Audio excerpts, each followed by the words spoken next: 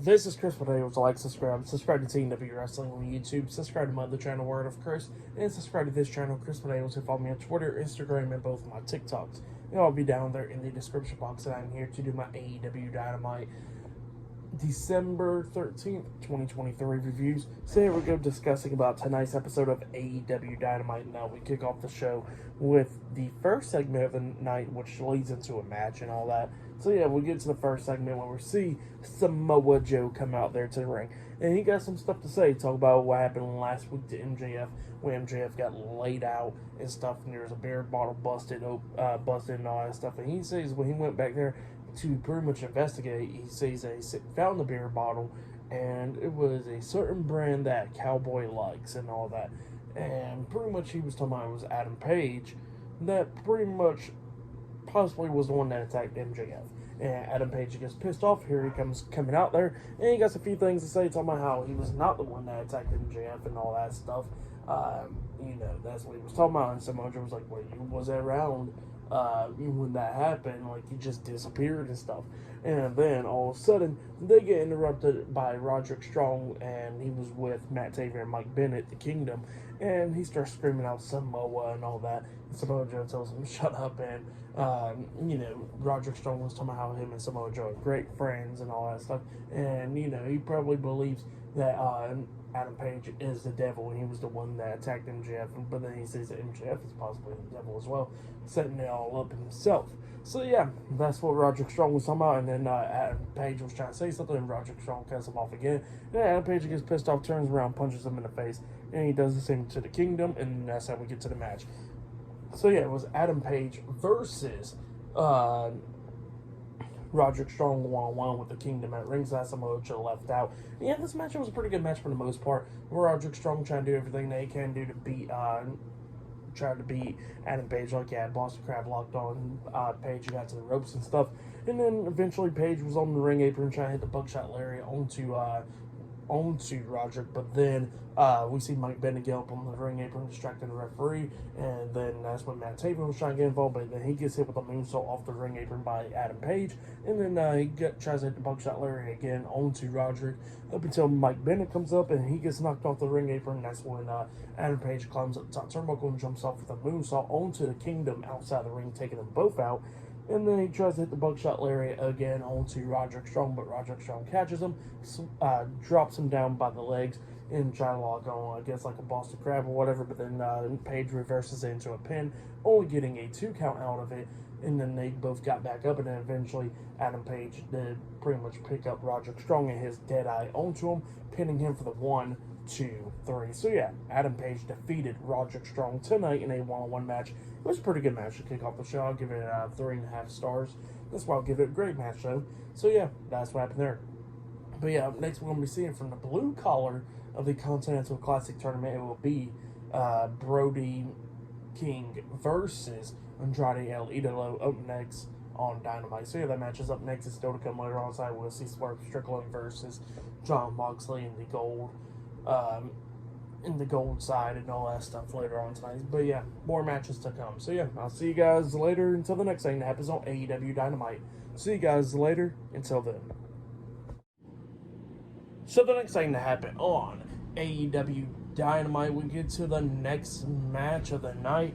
It was a one-on-one match. It was Andrade El Idolo versus Brody King one-on-one in the Continental Classic Tournament. This is the Blue League. So yeah, the Blue League usually happens, I think, on Rampage and Collision, which I have not been watching the matches. I really need to start watching the matches off of Collision and stuff. It's just I don't have enough time, Just like how I usually did reviews for NXT, and I just don't got enough time. But yeah, here we go, discussing about the Continental Classic match once again for the Blue League and all that stuff. But yeah, here we go discussing about the match. So yeah, it was a pretty good match between Andrade and Brody King, going back and forth multiple times in this match. Like we see Brody King hit that vicious cannonball in the corner, only getting a 2 count out of it. And one moment, there was a cool moment when we see Andrade hit like a split-legged moonsault on the top turnbuckle onto Brody King. He pins him, and he got a 2 count out of that as well. But then we started getting towards the ending of this match, where Brody King was actually taking taking control of this match and all that stuff. He had Andrade up there on the top turnbuckle, and Brody King's up there as well. And one moment we actually see Andrade, there's this like metal rod that pretty much attaches to the like top turnbuckle and to like the pole and stuff, and it's like an extension to it, and it usually got the pad onto it, but Andrade pretty much pulls off the pad onto it without anybody noticing, like the referee or anything.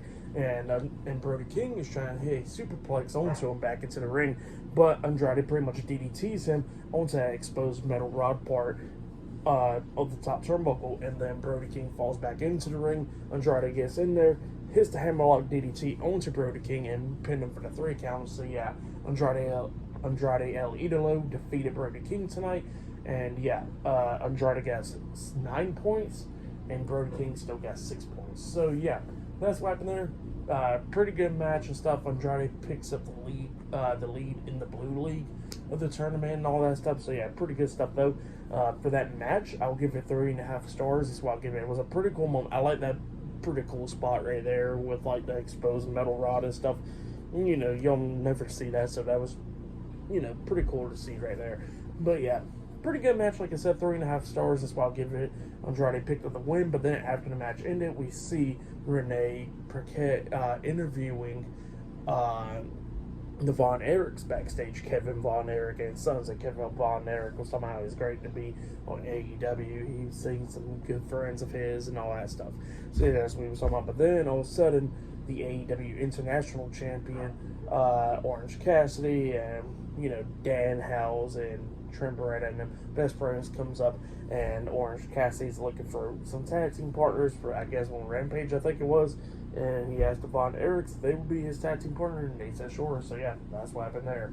But yeah, up next we're going to be hearing from Kenny Omega and Chris Jericho up next, the Golden Jets up next on Dynamite. So yeah, I'll see you guys later. Until then. So the next thing that happened on AEW Dynamite, we get to the next segment of the night where we see Kenny Omega in the ring. He introduces Chris Jericho after that. So yeah, the Golden Jets are out there in the ring. And then they started talking about, them winning their match against the Young Bucks and all that stuff at, I think it was Wrestle Dream? Yeah, it was Wrestle Dream. At Wrestle Dream, or Full Gear. It was Full Gear. I forgot the pay-per-view. But yeah, that's what he was talking about. They was talking about how they're the number 1 contenders for the AEW World Tag Team Championships against Ricky Starks and Big Bill and all that stuff. And they was talking about how Ricky Starks and Big Bill dislocated Chris Jericho's elbow, and that they attacked Kenny Omega like last week or something. So yeah, that's what they was talking about. But then they started calling out Big Bill and Ricky Starks, and they come on out. And Big Bill and Ricky Starks was calling themselves the greatest AEW tag team champions and all that stuff. And they was telling Kenny Omega, hey, like, you cannot be trusting Chris Jericho. I mean, look at his past with the Inner Circle and JAS and all that stuff. So they kept on telling him that, hey, you cannot trust him. And Kenny Omega was like, oh, I already know, I don't trust him at all. Ain't that right? So yeah, that's what happened there. Pretty funny stuff. And then, Big Bill starts talking, and then Kenny Omega cuts him off, and he goes like, oh wow, that's pretty soft of you, isn't it? And all that stuff, throwing a reference to Big Bill's time in WWE and stuff for the soft stuff. So yeah, that's what Kenny Omega said. And then we see Jericho and them coming up their tag team names for Big Bill and Ricky Starks, because Ricky Starks and Big Bill was talking about how they're the greatest tag team without a tag team name and all that stuff. And Jericho was like, well, we'll help you out. And then they kept on calling other names, and, wasn't sticking. And then they said Big Billy Starks or something like that. And, the crowd didn't really react to it. And Ricky Starks is like, oh, wow, Jericho, that fell flat, huh? And then Jericho got the fans to chant it a little bit and all that stuff. So, yeah, that's what happened there. And then, then we see Jericho, Ricky Starks starts talking about how Jericho got his clothes from Hot Topic and all that, talking about, give me the best thing you got and all that stuff. And then Jericho was talking about how Ricky Starks is a less charismatic version of Enzo Amore. And then Kenny Omega says, hey, you gotta give Enzo some credit. At least he gave Big Bill a gig and all that stuff, and at least he wasn't taking up all the spotlight from him, unlike Ricky Starks. So yeah, that's what they was talking about. And yeah, Ricky Starks pretty much got tired of it. He was like, you know what, we'll see y'all at Worlds and defending the tag team titles. And it was like, all right, great. So yeah, that's what happened there. We're going to get that match at Worlds End though. But yeah, it was an okay segment for the most part. I liked it when they referenced Enzo Amore, when they actually say his name on there and all that stuff, and doing the soft stuff. So yeah, that was pretty entertaining. But it was alright segment. But yeah, up next we're going to be seeing Riho versus Ruby Soho 1-on-1 up next. And Toni Storm will be out there as well. So yeah, I'll see you guys later. Until then. So yeah, the next thing that happened on AEW Dynamite, it was a one-on-one match. It was Ruby Soho versus Riho one-on-one, and we had the AEW Women's World Champion Toni Storm on commentary for this match. She is with Mariah May. Luther's not with her tonight, but yeah, we get to this match, and this match, it was an okay match for the most part. Ruby was doing everything that she can do to try to beat Riho. Like at one point, she had Future onto her, kicking her upside the head, pinning her. But Riho kicked out at 2, and then Riho starts coming back a little bit. But then, Ruby stopping her in her tracks a lot of times. And Toni Storm's being pretty entertaining on commentary and telling Tony Khan from backstage to give her a close-up and all that stuff, which was pretty funny. And then we see Ruby try to hit Destination Unknown onto Riho, but Riho reverses that and then hits a dragon screw suplex onto her at one point. And then while Ruby is on her knees and stuff, or on her sitting down or whatever on the mat, that's when Riho comes up hitting that double knees to the face onto Ruby, and then pins her for the 1, 2, 3. So yeah, Riho defeated Ruby Soho tonight in a one-on-one match. That's what happened. It was a good match for the most part. I'll give that match 2.5 stars. That's what I'll give it. But yeah, that's what happened there. But yeah, still to come later on tonight in the main event, it will be Jon Moxley versus Swerve Strickland 1-on-1 in the Continental Classic Tournament later on tonight in the main event. But up next, we're going to be seeing Jay Lethal versus Roosh 1-on-1 in the Continental Classic Tournament up next on Dynamite. So yeah, I'll see you guys later. Until then. So the next thing to happen on AEW Dynamite, we get to the next match of the night. It was Jay Lethal versus Roosh 1-on-1 in the Continental Classic Tournament. Now, if Roosh loses this match, he is out of the tournament pretty much. And yeah, Jay Lethal, he's already out of it, so he's like a spoiler. So he's still in the tournament, but he don't get no chance to win at all. Like him winning a match is just getting the other person out of the tournament, really. So yeah, that's what it's all about. But yeah, we get to the match, and yeah, Roosh was doing insanely good. Like, he was just beating the hell of Jay Lethal. Now, Jay Lethal was coming back a few times. Like, he hit Lethal, the Lethal combination onto Roosh and everything, tried to beat him down a few times. But Roosh was not having none of it. He kept on coming back a lot of times in this match. Lethal at one point, Roosh tried to hit the double knees onto him in the corner, but then Lethal comes up hitting a super kick onto him, and then Lethal tries to hit Lethal Injection onto Roosh, and when he bounces off the ropes coming back, Roosh catches him and locks on a sleeper hold. Same thing and like Jon Moxley did to him last week or whatever, and then Roosh wraps his legs around him on the mat and then makes Jay Lethal tap out. So yeah, it was a pretty quick match. They said it was the quickest match in the tournament. So yeah, that's what happened there. And yeah, Roosh defeated Jay Lethal. Jay Lethal got 0 points, and Roosh got 6 points now. But yeah, that's what happened there. And Roosh became a changed man after he got choked out by Jon Moxley. But yeah, it was alright and stuff. I'll give that match 2.5 stars. That's what I'll give it. But yeah, that's what happened there. Up next, we're going to be seeing Jay White versus Mark Briscoe 1-on-1. Up next in the tournament, still to come later on tonight in the main event. It will be Jon Moxley versus Swerve Strickland later on tonight as well. So yeah, I'll see you guys later until the next thing that happens on AEW Dynamite. See you guys later. Until then.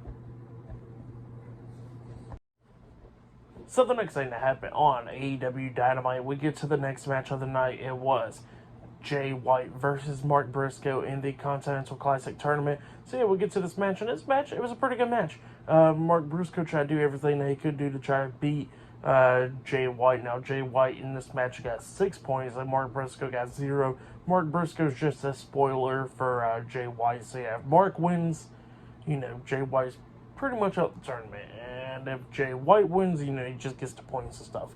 So yeah, that's what it's all about right there. In this match, it was a good one. Like I said, Mark Briscoe tried to do everything that he could do to try to beat Jay White, like he rolled him up for pins and all that stuff during this match. Like at one point we see Jay White try to hit the Blade Runner onto Mark, but Mark pretty much just a karate chop to the neck right there onto Jay White and all that stuff. And then at one point at the ending, he throws him for like a suplex type move, dropping Jay White on the back of his head pretty much.